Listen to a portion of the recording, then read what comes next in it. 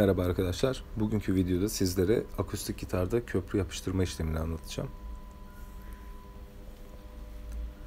Öncelikle köprümüzü iyice temizlememiz gerekiyor. Eski yapıştırıcı kalıntılarını çıkartmamız lazım.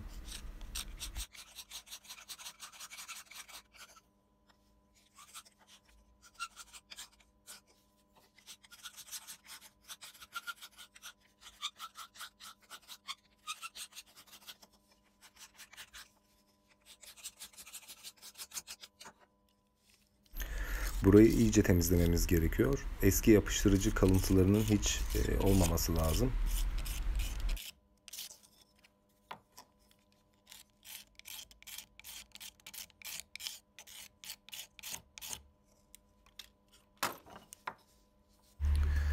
Çentikler açarak yapıştırıcının daha güçlü tutmasını sağlayacağım.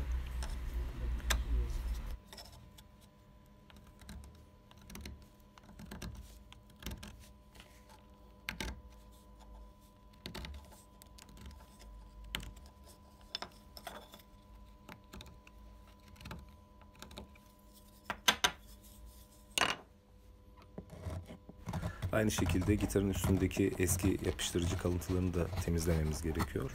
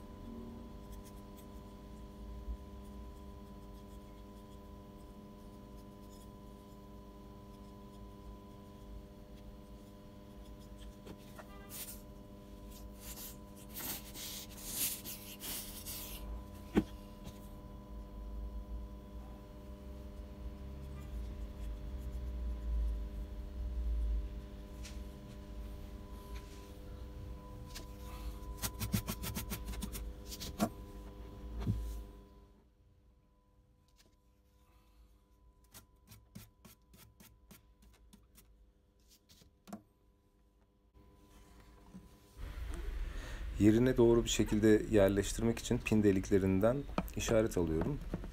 Yani orayla kontrol ediyorum.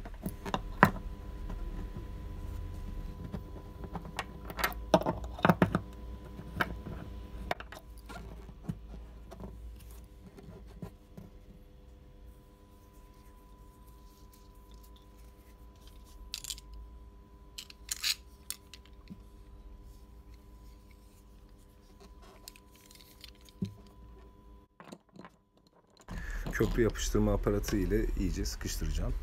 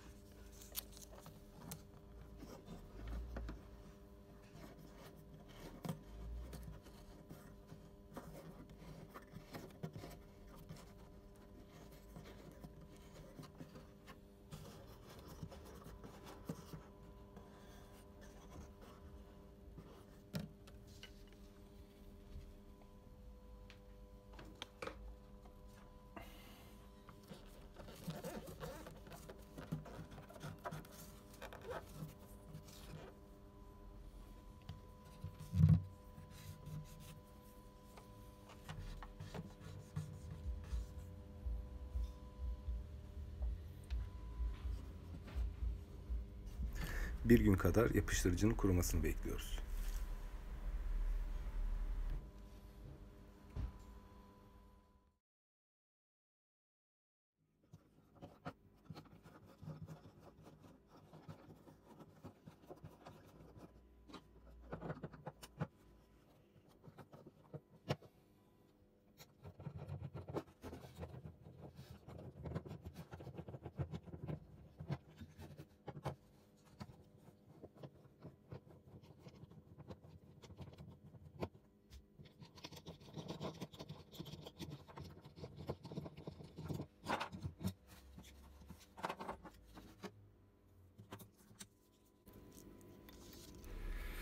Gayet iyi yapışmış görünüyor.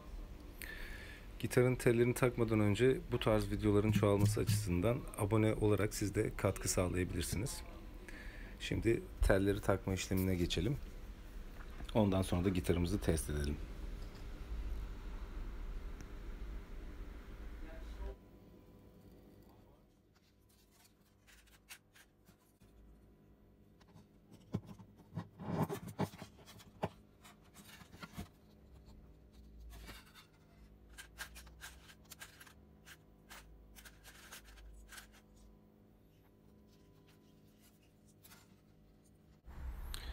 Gitar tellerini takarken telin altındaki boncuğun pinin tam altına gelmemesi gerekiyor.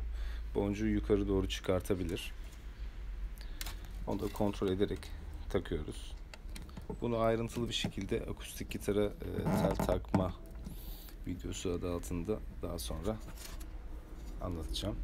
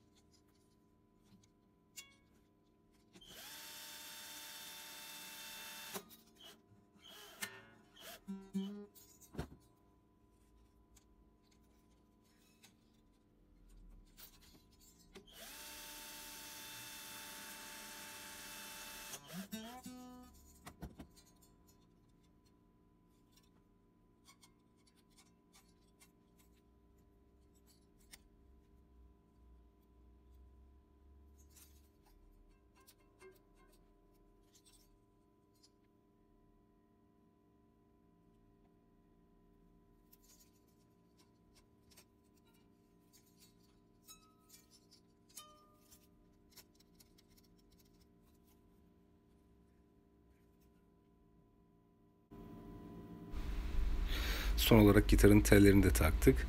Umarım faydalı olmuştur arkadaşlar. Şimdi gitarın sesine bakalım.